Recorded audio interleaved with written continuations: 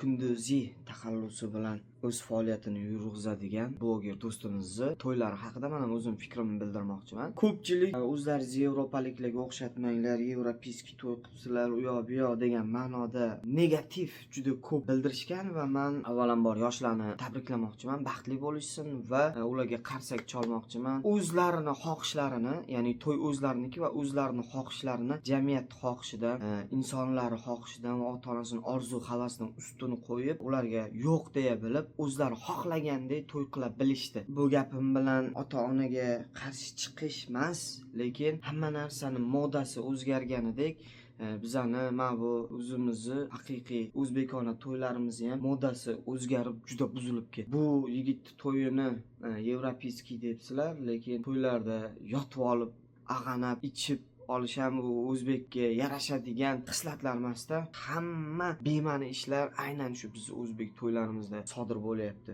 Har xil urf-odatlar qo'shib juda bachkanalashtirib yuborishyapti. Ayniqsa ko'rdim ba'zi joylarda kuyovlar boshiga ro'mol o'rab, kuyov salom beryapti. Yo'q, bunaqa men to'ylarga, bunaqa isrofgarchilikli to'ylarga qarshiman va nomini xohlagan odam xohlagandek qo'ysin. O'sha kunduziy qilgan uslubdagi to'yi yevropeyskiy deyishsin, ekonomichniy deyishsin. Hamma xohlagan odam xohlagan nomini qo'yib to'yni mana shunday o'tkazaversin. Masalan, menga shu to'y yoqdi va shunaqa to'y qiluvchi yoshlarimiz, shunaqa fikrlovchi yoshlarimiz ko'paysin. Men doim qo'llab-quvvatlayman.